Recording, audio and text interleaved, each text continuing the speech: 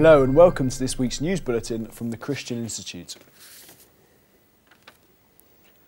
A new campaign organisation, Reform Section 5, has been launched, with a call for the word insulting to be removed from Section 5 of the Public Order Act 1986. Currently, the Act outlaws insulting words of behaviour, but what exactly constitutes insulting is unclear and has resulted in many controversial police arrests. Holding a placard calling Scientology a cult, referring to a policeman's horse as gay, and displaying Bible verses in a cafe are just a few instances which have led to police officers citing Section 5 after complaints of insult. But Reform Section 5 are demanding change to protect the right of free speech under their campaign slogan, "Feel free to insult me." Jessica Khan reports. This week's Reform Section 5 launch saw an unlikely mix of MPs, the National Secular Society, the Peter Tatchell Foundation and the Christian Institute standing together with the aim of amending the Public Order Act and protecting free speech. Conservative MP David Davis, who chaired the launch, said he believes the campaign is winnable and that there is broad support from MPs against criminalising insulting behaviour. Fellow Tory MP Edward Lee said there is a clear distinction between threatening, abusive and insulting. We all know what abusive is. If I'm abusive or threatening to you, we all understand what that is. And we are not seeking to change that. All we're seeking to change is to remove these words about insulting, or as Peter said, likely to insult, because it's a purely subjective test. Campaign Director Simon Calvert believes that public opinion is also in favour of change and issued a challenge to the Home Office. The Home Office consulted the public on whether to change Section 5, and we believe that the public response was overwhelmingly in favour. Obviously, we hope that the Home Office will listen to the arguments. We hope that they'll bring forward their own proposals to amend Section 5. If they don't, we want them to know that we are not going to go away. We'll use every tool at our disposal to fight for this change. Peter Tatchell has personal experience of being a victim of Section 5. In 1994, I was part of a protest against the Islamist group Hizb ut-Tahrir. Some of their members were advocating the killing of Jews, homosexuals, apostates, and women who have sex outside of marriage. We merely went to that protest and held up placards criticising what they were saying. In fact, our placards cited the extremist views of various Islamists. For that, we were charged under Section 5 of the Public Order Act. And the National Secular Society's Keith Porteous-Wood called the campaign's aim a modest change, but added that freedom of expression is essential to our democracy. We must have the right to express our opinions forcefully without ending up in the dock. The Advertising Standards Authority has come in for criticism after launching an investigation into ads which simply support the current law on marriage. The ASA, who received just 10 complaints that ads like this for the Coalition for Marriage are offensive, decided to write to the publishers carrying the ads demanding an explanation.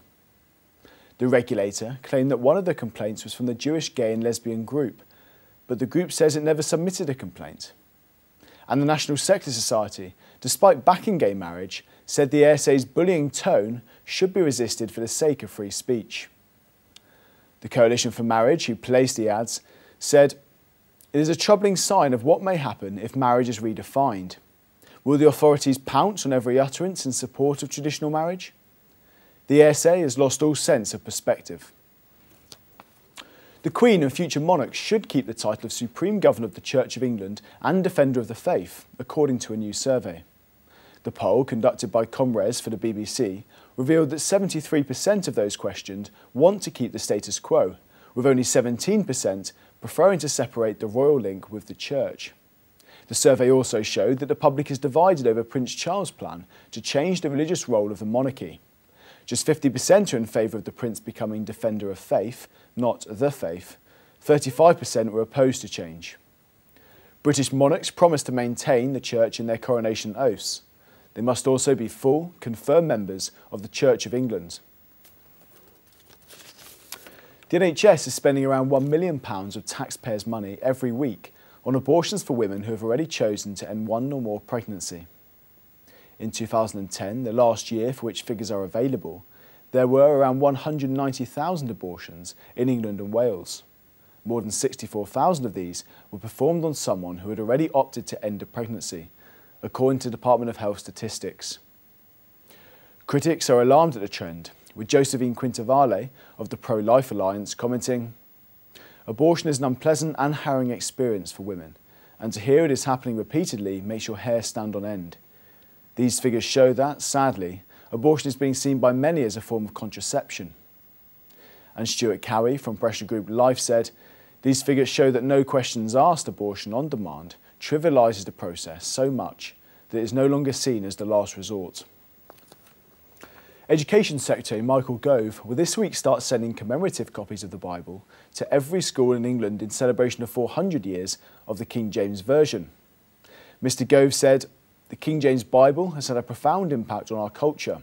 Every school pupil should have the opportunity to learn about this book and the impact it has had on our history, language, literature and democracy." The Bibles, which state on the spine that they have been presented by the Secretary of State for Education, have been paid for by donations from charities and individuals. Finally, a Christian mother has made an inspirational video about her love for her son who was born with no eyes, telling why she refused to abort him.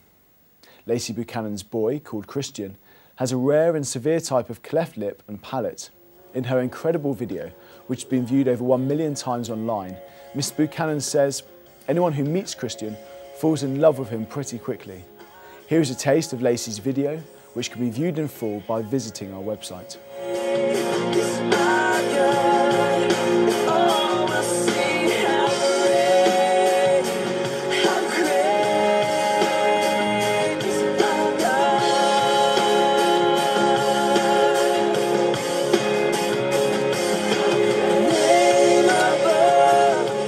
Mrs Buchanan shared her moving story because she wanted to give hope to parents in similar positions. Lacey said that she is hoping to inspire other parents and give them a little hope that it is hard at times, but there are happy times too, and the happy times so outweigh the hard times.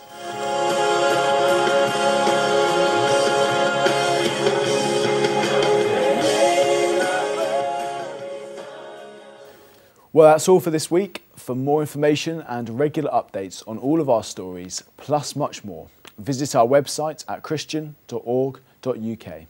Until next time, goodbye.